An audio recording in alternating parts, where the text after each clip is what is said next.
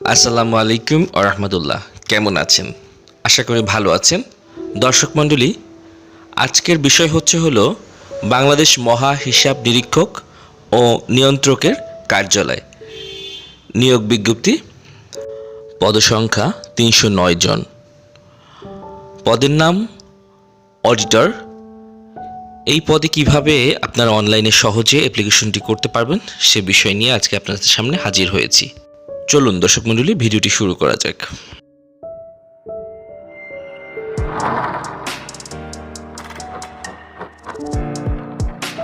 Technical বিষয়ক ও নিয়োগ সংক্রান্ত যে কোনো পরামর্শ পেতে সাবস্ক্রাইব করুন আইভিডি। সুপ্রিয় দর্শক মণ্ডলী, কেমন আছেন? আমরা এই লিঙ্কটি ডিসক্রিপশন বক্সে দিয়ে দিব। এই লিঙ্কটিতে প্রবেশ করার সাথে সাথে আপনারা উপরে দুটি নোটিশ পাবেন। আপনাদের যেটিতে আবেদন করতে ভালো লাগে সেটিতে আবেদন করতে পারবেন। আবেদন ফর্মে ক্লিক করার পরে আপনারা দুটি আবেদনের অপশন পাবেন। অডিটরে ক্লিক করার পরে বা যে কোনো একটিতে ক্লিক করার পরে নেক্সট বাটনে ক্লিক করে দিলেই আপনারা আবেদন ফর্মটি পেয়ে যাবেন।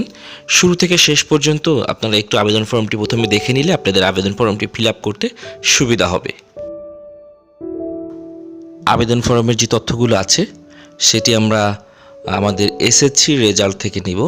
তো আপনারা সর্বপ্রথম যেটি করবেন সেটি হলো ইবোর্ড রেজাল্টে ঢুকে যাবেন। এভাবে ইবোর্ড রেজাল্টে ঢুকে আপনারা এসএসসি রোল রেজিস্ট্রেশন নাম্বার দিয়ে সার্চ দিলে দেখবেন আপনারা সুন্দর করে আপনাদের যে এসএসসি রেজাল্ট আছে নাম সব কিছু সহ সেটি চলে আসবে। সেটি চলে আসলে আপনাদের অনেক সুবিধা হবে। সেখান থেকে আপনারা যদি কপি করে নিয়ে দেন তাহলে যেটা হবে সেটা হচ্ছে আপনাদের ভুল হওয়ার সম্ভাবনা খুবই কম থাকবে। তো আমরা রেজাল্টটি দেখে রেজাল্ট থেকে কপি করে নিয়ে নাম, পিতার নাম, মাতার নাম এগুলো কপি করে এখান থেকে দিয়ে দিব। তাহলে বানান ভুল হওয়ার সম্ভাবনা খুবই কম থাকবে। আমরা এই সংক্রান্ত সকল লিঙ্কগুলো ডিসক্রিপশন বক্সের মধ্যে দিয়ে দিব। আপনারা সেখান থেকে একটু দেখে নেবেন সুন্দর করে। ছবি কিভাবে কেটে নিতে হবে ফটোশপ থেকে সেটা আমরা দেখে নিব। ছবি স্ক্যান করে আপনারা কাটার জন্য স্ক্যান করে নেবেন যদি আপনাদের মোবাইলে না থাকে, আর মোবাইল থেকে তুলে নিলে সেটা বেটার হবে। তো ছবি স্ক্যান করে নিয়ে স্ক্যান কিভাবে করতে হয় সেটি দেখিয়ে দিচ্ছি এবং স্ক্রিনে আমরা সাইজ দিয়ে দিব। ছবি কোন সাইজের ছবিটা কেটে নিতে হবে সেই সাইজগুলো সঠিক মেজারমেন্টে আপনারা যদি কাটেন তাহলে আপনাদের অনলাইনে দিতে অসুবিধা হবে না। তো আমরা স্ক্রিনে দিয়ে দিচ্ছি আপনাদের ছবি ক্রপ করার সঠিক সাইজগুলো আপনারা দেখতেও পাচ্ছেন। তো এই সাইজ অনুযায়ী কেটে আপনারা আপনাদের যে কোনো একটি ফোল্ডারে সেভ করে রাখবেন। নির্ধারিত একটি ফোল্ডারের নাম দিয়ে সুন্দরভাবে সেভ করে রাখবেন, সেটি আপনাদের জন্য ভালো হবে। তো ছবি কিভাবে কাটতে হয় সেটি আমরা দেখিয়ে দিচ্ছি স্ক্রিনে। আপনারা স্ক্রিনে একটু ফলো করবেন সুন্দরভাবে, অথবা আমরা স্ক্রিনে সাইজ দিয়ে দিব ছবি এবং সিগনেচারের সাইজ, সেই অনুযায়ী আপনারা সুন্দরভাবে ছবি এবং সিগনেচার কেটে নেবেন।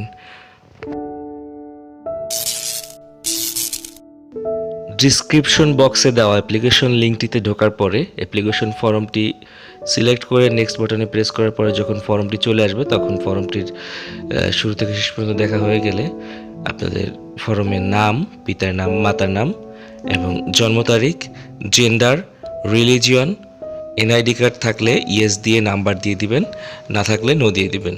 পাসপোর্ট থাকলে ইয়েস দিয়ে নাম্বার দিবেন, না থাকলে নো দিয়ে দিবেন। জন্ম সনদ থাকলে ইয়েস দিয়ে দিবেন, ইয়েস দিয়ে নাম্বার দিয়ে দিবেন, না থাকলে নো দিয়ে দিবেন।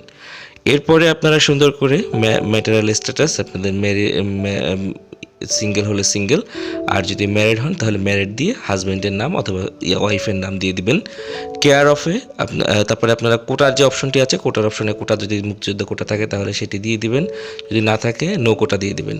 তারপরে আপনার কেয়ার অফে আপনাদের গার্ডিয়ান অভিভাবকের নাম দিয়ে দিবেন। তারপরে আপনাদের টাউন, ভিলেজ, টাউন যে অপশনটি আছে সেখানে আপনাদের ঠিকানাটি লিখবেন, ডিস্ট্রিক্ট এবং ডাকঘর, জেলা, উপজেলা বাদে। তারপরে আপনারা ডিস্ট্রিক্ট সিলেক্ট করে দিবেন, তারপরে উপজেলা অথবা পুলিশ স্টেশন সিলেক্ট করে দিবেন। তারপরে আপনারা আপনাদের যে পোস্ট অফিস আছে পোস্ট অফিসটি নামটি দিয়ে দিবেন এবং আইডি কার্ডের পিছনে থাকা পোস্ট অফিস নাম্বার বা ডাকঘরের যে নাম্বারটি আছে সেই নাম্বারটি অবশ্যই দিয়ে দিতে হবে। তারপরে আপনারা ফোন নাম্বারটি টাইপ করবেন, আপনাদের সঠিক ফোন নাম্বার দিতে হবে। অবশ্যই ফোন নাম্বারে কিন্তু ভেরিফিকেশন হবে, ফোন নাম্বারে পরবর্তীতে পাসওয়ার্ড যাবে। তো সঠিক ফোন নাম্বারটি সুন্দরভাবে টাইপ করে দিবেন এবং উভয় ঘরেই একই ফোন নাম্বার দিবেন। তারপরে আপনাদের এডুকেশন কোয়ালিফিকেশনে যে এসএসসি সিলেক্ট করে সুন্দরভাবে আপনাদের তথ্যগুলো ফিল আপ করে দিবেন। আপনারা যদি সমমান অন্য কোনো পরীক্ষা হয়, এসএসসি সমমান দাখিল হতে পারে, সো সেটি দিয়ে দিবেন। ভোকেশনাল হতে পারে, সেটিও দিয়ে দিতে পারেন। তারপরে আপনারা এইচএসসির তথ্য দিয়ে দিবেন। তারপরে আপনারা ডিগ্রি অথবা অনার্সের তথ্য দিয়ে দিবেন। আর যদি কারোর মাস্টার্স করা থাকে তাহলে মাস্টার্স মানে পোস্ট গ্রাজুয়েশনের যে অপশনটি আছে ওর পাশে দেখবেন একটা টিকমার্ক আছে, টিকমার্কটি করে আপনারা সুন্দরভাবে আপনাদের পোস্ট গ্রাজুয়েশনের তথ্যগুলো ফিল আপ করে দিয়ে দিবেন।